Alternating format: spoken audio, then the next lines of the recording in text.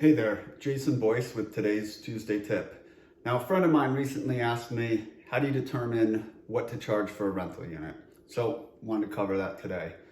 First, I start off looking at comparables, right? Comparable rental properties. I like to look at both closed and active rentals. Closed are ones that have already sold or closed or been rented, and active is active rentals that are actively being advertised. Right? The closed ones give you historical data of ones that have actually been rented at that price. The active ones shows you what your competition is going to be, because when you post your ad, that's what you're going to be competing against. So there's a couple ways you can go about it. Rentometer.com is a great place to start. There's both a free version and a paid version. The paid version is about $100 for the year. It's well worth it in my opinion. They give you much more detailed data and you can find out the addresses of each unit. The free version just gives you a brief summary. From there, you can then go look on Zillow and you can look at the condition of each of those units. The only thing with Zillow is it doesn't always have all those units because Rentometer pulls from a bunch of different data sources. So it's kind of limited as to what you can see, but that'll give you an idea of the condition of each property. You can look for actives. You can look on Craigslist. They'll have active properties for rent. It is still pertinent in today. Facebook Marketplace, another great place to look to active ones for rent. It's hard to find historical data there. Or your best source of data, a realtor who knows about investing. That's where you're going to get your best source of data. They have access to the MLS and they just have more access to information. And they have pictures, they can show you condition, all that stuff. It's a better way to evaluate each unit. But if you don't have an agent on your team, you can get the job done on these. It's just a little more difficult and time consuming. So the things you're going to be look at to find a true comparable, you're going to look at location, right? If it's in the city versus in a suburb, those are not comparable.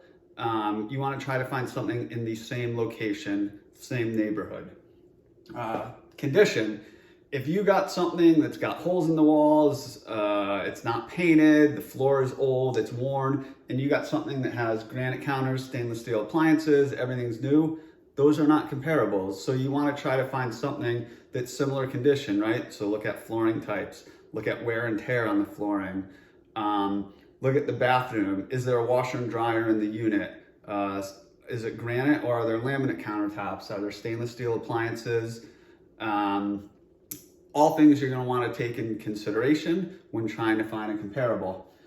Then you're going to also look at bedroom bathroom count, right? A 3-bedroom and a 1-bedroom going to rent for totally different prices. So you want to try to find something with the same number of bedrooms, same number of baths, and similar square footage.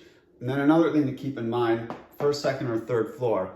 First floor is always going to be a premium. People don't want to do stairs, especially aging population. So that's going to be a little more desirable. Second and third floor units generally sell for a little less. So in a nutshell, that's kind of what I look at when I'm looking for comparables. Try to find something as similar to the subject property as possible. And then you got to pick your price. Now, when I pick my price, I don't like to be at the tippy top of the market, right? It limits the potential, right? The gap that you have there, it limits the potential customers that would want the unit. And if you have savvy renters, why would they pay the most amount when they can find something comparable for less? So I like to price it a little bit below the top end of the market. That way you're gonna have the most amount of qualified renters. And you're going to want to create competition, right?